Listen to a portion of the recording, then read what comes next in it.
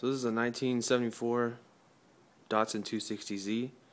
The owner of this car, his name's Doug. He's a good friend of mine, and he came to me about a year and a half ago with some ideas. He really wanted his SR20 DET back. He wanted that engine. We kind of tossed around ideas of what chassis to put it in. We're thinking 510, 886, or the Datsun Z, and he really liked the Datsun Z. So this is where we started out a year and a half ago, kind of working on it on and off. As you can tell, I've already done the body work, so there's a lot that went into this.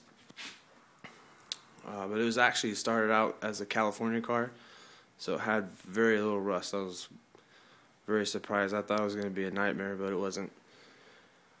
Most of the rust was in the floor pans. He decided he didn't want to replace the floor pans, so he patched the floor pans. I've flushed in the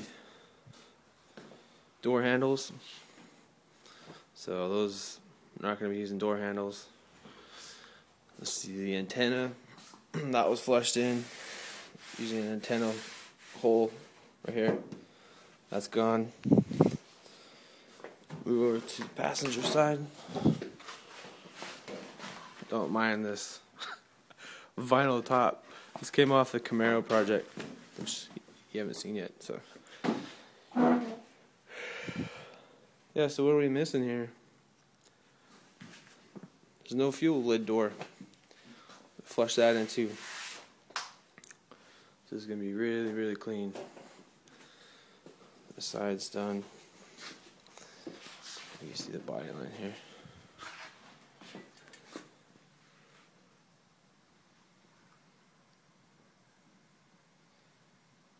Kept the body line nice and straight. Usually there's a lot of rust in the liftgate area.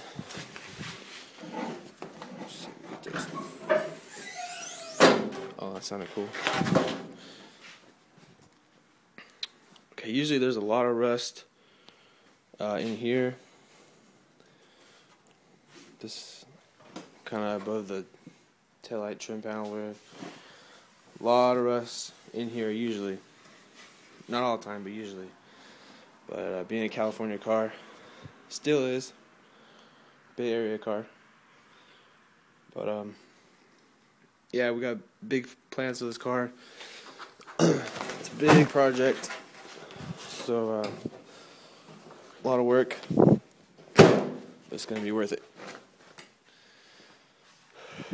You can see we're not gonna go with the stock fuel tank, so that's gonna be awesome.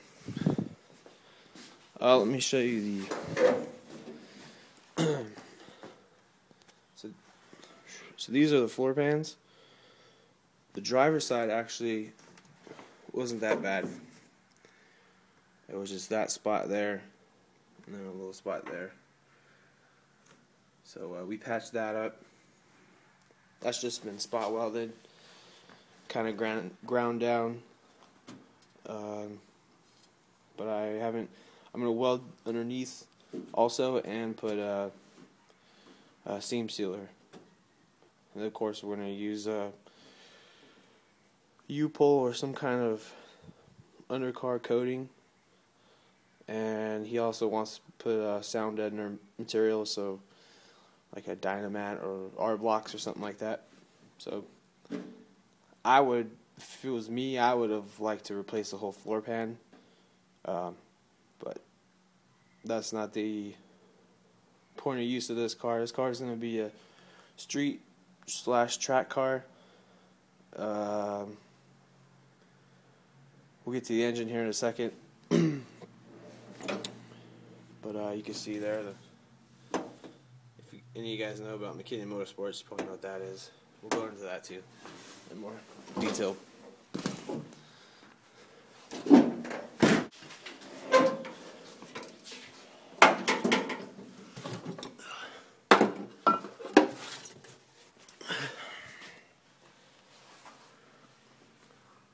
passenger side,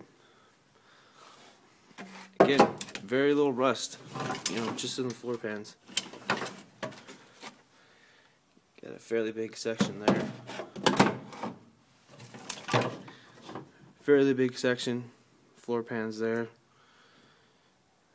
And I haven't ground these welds down yet. But yeah, this whole thing didn't take too long. If you got a Z and you got some rust in your floor pans, you don't want to replace the floor pans, this is the second best option, is to weld them.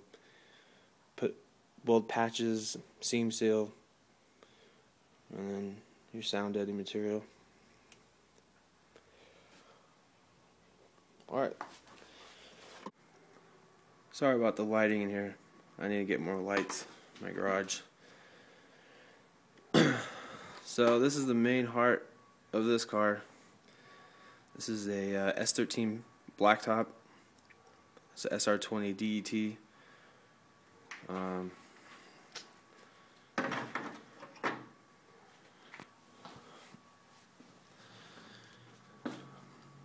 For those of you who don't know, the 240Z, 260Z, and 280Z, all the Zs came with inline straight sixes.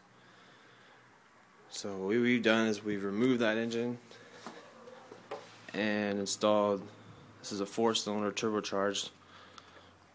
I think from the factory is putting out like 225 or 250 for the S15 version, I think.